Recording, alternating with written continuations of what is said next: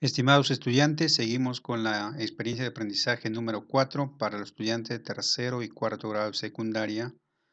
Titula: Reflexionamos sobre los derechos y aportes de los grupos sociales con una mirada a nuestro bicentenario. Actividad número 4. Estamos viendo sobre los pueblos indígenas u originarios. Hoy veremos o explicamos la importancia de la participación. Competencia que se va a trabajar. Convive y participa democráticamente en la búsqueda del bien común. Propósito: conocer el derecho de estas poblaciones a la participación política, lo cual también nos ayudará a proponer y sustentar acciones para construir una sociedad con igualdad de derechos y oportunidades en un país como el nuestro, pluricultural y multilingüe. Criterios de evaluación: justificar el rechazo de conductas de marginación o discriminación hacia los pueblos indígenas u originarios y reconocerlo como sujetos de derecho. Argumentar su posición sobre asuntos públicos que afectan a los pueblos indígenas u originarios. Luego van a evaluar las normas dadas por el Estado peruano en favor de los pueblos indígenas u originarios a partir del bien común y los derechos humanos de los pueblos indígenas u originarios con base en diferentes posturas e intereses. Y finalmente, participar en acciones orientadas al bien común a través de la promoción de los derechos de los pueblos indígenas u originarios. Sitúate y conoce. Es importante reconocer que los pueblos indígenas u originarios gozan de derechos individuales y colectivos. Durante la lectura vamos a identificar las ideas principales con relación a en qué consisten los derechos individuales y colectivos de los pueblos indígenas u originarios. Además, vamos a ver algunos derechos. Entonces empezamos con el texto 1. Derechos de los pueblos indígenas u originarios. ¿Qué son los derechos humanos individuales y los derechos humanos colectivos? Los derechos humanos pueden agruparse en derechos individuales y derechos colectivos. Los derechos humanos nos protegen a todas las personas y nos permite vivir en armonía. Los derechos humanos individuales son derechos que se ejercen individualmente, es decir, que protegen a cada individuo o persona por separado. Por ejemplo, el derecho a la vida, el derecho a la integridad física y mental, a la igualdad, a la participación, al voto, a un ambiente sano, a la salud, a la educación, entre otros. Los derechos humanos o colectivos son derechos especialmente que protegen a un grupo de personas o colectivo. Se establece colectivamente porque los derechos humanos individuales son insuficientes para proteger a ese grupo de personas. Por ejemplo, derecho colectivo, los derechos que protegen a los pueblos indígenas o originarios y que ayudan a reforzar los vínculos que nos unen. Por ejemplo, el derecho a vivir en un ambiente sano. Los derechos colectivos se ejercen de manera colectiva y también individual, esto es, protegen a un grupo de personas, por ejemplo, un pueblo o una comunidad indígena, también a cada una de las personas o miembros que integran dicho grupo. Por ejemplo, los comuneros son miembros de un pueblo o una comunidad indígena. Derechos individuales y colectivos. El reconocimiento de los derechos colectivos de los pueblos indígenas o originarios no significa que estos no ejerzan los derechos fundamentales. Si bien los derechos colectivos son derechos esenciales para dichos pueblos, sus miembros también son titulares de derechos fundamentales a título individual. Quiere decir que todos contamos con derecho a la vida, a la salud, etc. El derecho, en dicho sentido, los integrantes de pueblos indígenas gozan, en principio, de todos los derechos fundamentales, como les mencionaba antes, y de carácter individual que la Constitución les reconoce y garantiza. Aparte de tener derechos individuales y colectivos por ser pueblos indígenas originarios, también cuentan con todos los derechos que contamos los ciudadanos. Entre otros, el respeto a la vida, dignidad, libertad personal, igualdad, acceso a la información pública, autodeterminación informática, secreto bancario, libertad de concentración, integridad, salud, educación, seguridad social, pensión, trabajo, acceso y protección frente al despido, libertad de empresa, comercio e industria, protección de sus derechos e intereses como consumidores y usuarios, protección judicial en sus derechos, etc. ¿Sabías que el derecho a la participación es un derecho individual y colectivo de los pueblos indígenas u originarios? Les permite participar activamente en la vida política, económica, social y cultural del país. La participación política de los pueblos indígenas originarios. El segundo texto que vamos a ver, como hemos visto, los pueblos indígenas eran casi inexistentes en el escenario electoral hasta hace algunas décadas atrás. De hecho, se estima que durante la primera mitad del siglo XX a una alta proporción de la población indígena ni siquiera se le consideraba en los senos políticos. Ustedes recuerden que las mujeres que no sabían leer recién votaron en 1979. Por ejemplo, según el censo de 1963, en la mayoría de departamentos de la Sierra Sur y la Selva, solo el 6% y el 15% de la población eran electores. A partir de la Constitución del 79, se incrementó la proporción de la población indígena que participó en los procesos electorales. Sin embargo, esta todavía no es total. Para el 2007, según datos del Registro Nacional de Identificación de Estado Civil, que es el RENIEC, un 15% de la población indígena mayor de 18 años aún no tiene DNI, con lo cual no podía votar ni ser elegido o elegida. Un nuevo DNI, vamos a ver un caso. Esa mañana Rafael estaba muy feliz en su comunidad de Nuevo San Rafael en el distrito de Macicea, provincia de Coronel Portillo, en Ucayali. Maricha, su hermana mayor, le había pedido que le acompañara a tramitar su DNI azul, pues acababa de cumplir 18 años.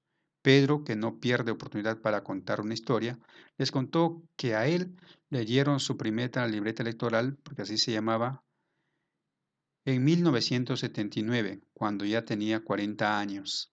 Ante sus cara de sorpresa, les explicó que en esa época, para recibir la libreta electoral había que saber leer y escribir. Y aquí no había escuela, así que la mayoría de pueblos shipibo-conibo no podía votar y menos aún ser autoridad.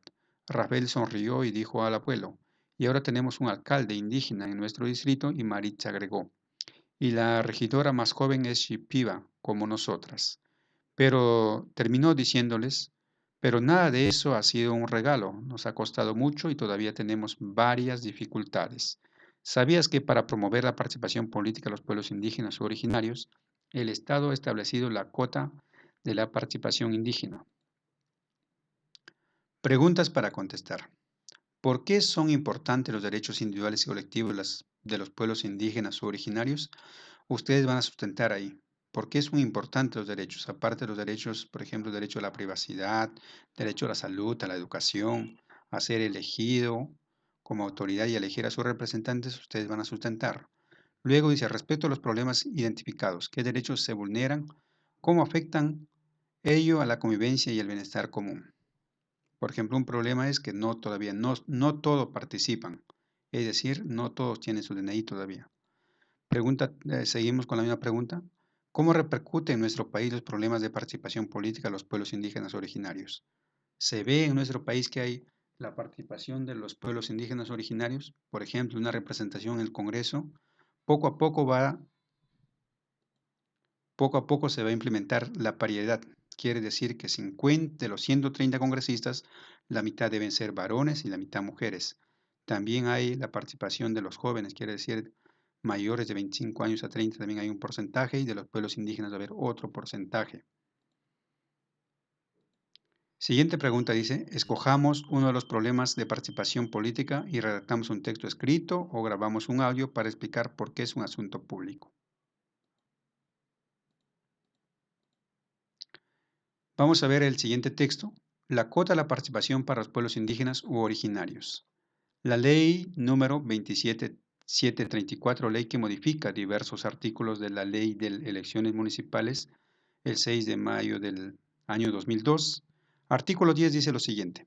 La inscripción de las listas de candidatos a las organizaciones políticas y alianzas electorales a las que se refiere el artículo precedente debe presentar su solicitud de inscripción de candidatos, alcaldes y regidores hasta 90 días naturales antes de las fechas de las elecciones ante el jurado electorales especialmente correspondiente. La lista de candidatos se presenta en un solo documento y debe contar el número correlativo que indique la posición de los candidatos a regidores en la lista conformada por no menos de 30% de hombres o mujeres. Por ejemplo, si en un distrito van a participar a la alcaldía 6 personas, deben ser mujeres y también deben ser menores de 30 años, el 30%. Un mínimo de 15% de representantes de comunidades nativas y pueblos indígenas de cada provincia corresponde donde existen conforme lo determina el Jurado Nacional de Elecciones. Un 15% que si una persona puede ser representada de un pueblo indígena o originario. Algunas limitaciones y dificultades de la cuota indígena. Rafaela se acordó de lo que el abuelo Pedro le había contado acerca de las dificultades que tuvieron para lograr tener autoridades estatales indígenas. Ella quiso saber un poco más acerca de esto y le preguntó. Luego de la conversación se dio cuenta de que la cuota indígena solo se aplica para puestos de consejo regional y regidores y no para la gobernación regional ni para las alcaldías. En consecuencia, hay pocas candidaturas y menos aún la población indígena que encabeza están estas instancias de gobierno, a pesar de que hay muchos distritos, provincias y regiones con mayoría indígena. Por otro lado, su ubicación desfavorable en la lista de consejeros y regidores ha contribuido a esta situación. Mientras se siga considerando que esta presencia es solo por cumplir la ley y cubrir el espacio de relleno, esto será difícil de cambiar. Otro problema es que no existe un registro único que facilite la identificación de los ámbitos geográficos donde debe funcionar la cuota indígena. Se espera que los resultados de la pregunta sobre autoidentificación étnica formulada en el año 2017 en el censo ayude a cambiar esta situación, puesto que brinda información más confiable al respecto. Preguntas para contestar. Van a completar el siguiente cuadro. Acá dice, principales aspectos que contempla la norma de la cuota de participación indígena. Por ejemplo, ¿cuál es? Que el 15% debe ser una persona indígena. Por ejemplo, también el 30% deben ser mujeres. Y luego acá ponen que debe ser también menores de 30 años, un 30%. Problemática que aún persiste en la participación política de los pueblos indígenas, que las comunidades están muy distantes. Además que solo muchas veces buscan la gente indígena solo para rellenar, es decir, para que presenten ante el Jurado Nacional de Elecciones. Propuestas para mejorar la participación política de los pueblos indígenas originarios. ¿Cuál es su propuesta? Por ejemplo, que deben tener vida activa en la vida política, que ellos deben presentar su propio plan de gobierno, deben ser elegidas autoridades. Vamos a ver la siguiente pregunta. ¿Sabes en qué consiste la cuota de participación electoral para los pueblos indígenas originarios?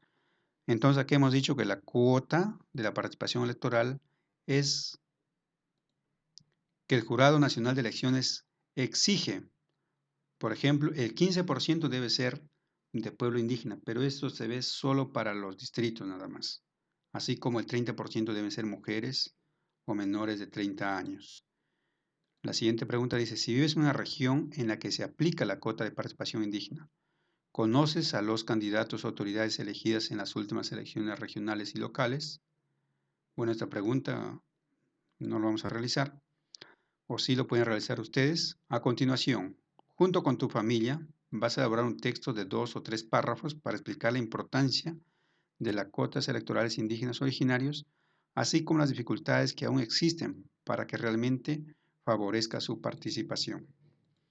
Y acá tienen los instrumentos de oración que hemos visto al inicio, y luego van a realizar la metacognición, que son las 3 preguntas clásicas, y esto es todo. Hasta pronto, chicas y chicos.